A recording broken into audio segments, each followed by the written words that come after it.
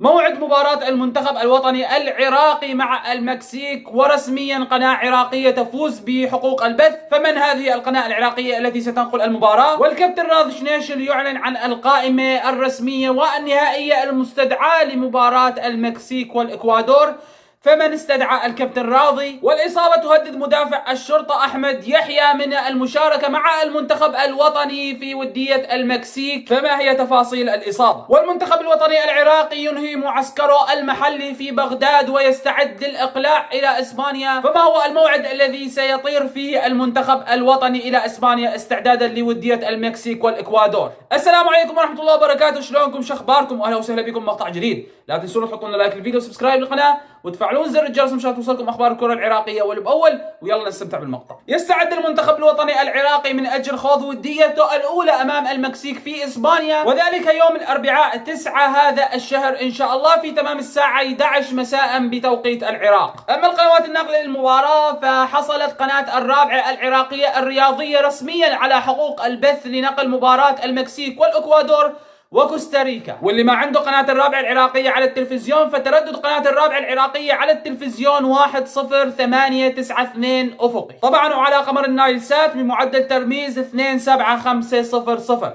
هاي على التلفزيون. طيب واللي ما عنده تلفزيون، راح احط لكم ان شاء الله رابط بث المباراة بالوصف واثبت لكم اياه باول تعليق، لكن مو الان، قبل نصف ساعة من المباراة. قبل نصف ساعة من المباراة فوت على هذا الفيديو تلاقي الرابط اللي راح ياخذك مباشرة على المباراة. اضبطكم على التلفزيون، على الانترنت، على هاي، المهم تحضروا المباراة. نروح على خبرنا الثاني، حيث اعلن الكابتن راضي شنيشل القائمة النهائية والرسمية المستدعاة لمباراة المنتخب العراقي مع منتخب المكسيك والاكوادور في اسبانيا.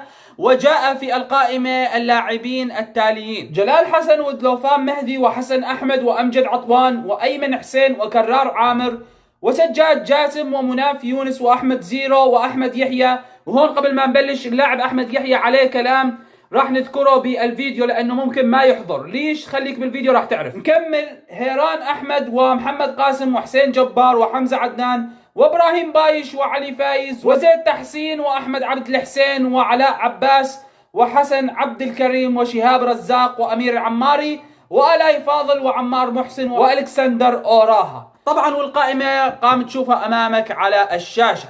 هاي كانت قائمة راضي شنيشل من اجل مباراة المكسيك والاكوادور. كل التوفيق للمنتخب الوطني العراقي، نتمنى انه يفوز، ونتمنى الاكثر من الفوز، انه يستفيد من هاي المباراة. صراحة مباراة المكسيك هي مباراة جدا مهمة، لانه المكسيك يضم عدة لاعبين محترفين في اسبانيا وفي اقوى الدوريات الاوروبيه مثل ما خبرناكم بفيديو سابق. طيب تو من شوي قلت لنا انه احمد يحيى عليه كلام. شكون هذا الكلام؟ الكلام حول اللاعب احمد يحيى، انه اللاعب احمد يحيى وللاسف اصيب اثناء التمرينات، وذلك في التمرينات الاخيره للمنتخب العراقي بالمعسكر اللي اقيم في بغداد. والان لسه ما طلعت النتائج الخاصه بالفحوصات اللي اجرت للاعب مشان يتحدد انه يقدر يشارك بمباراة المكسيك ولا ما يقدر. إذا كانت إصابة بسيطة من هون ل9 الشهر يكون طيبان ومشافى وجاهز للمباراة.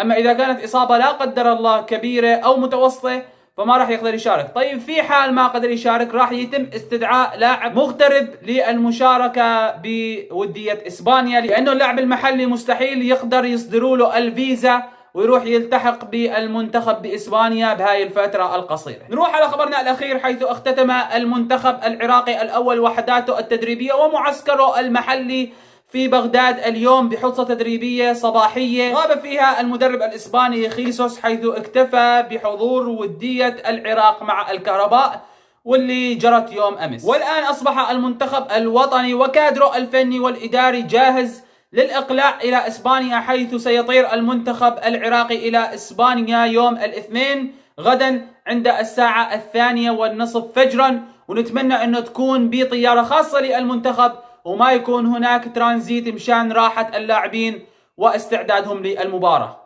هذا كان فيديو اليوم، أتمنى تكونوا استفدتم واستمتعتم. لا تنسون اللايك والسبسكرايب. السلام عليكم ورحمة الله تعالى وبركاته.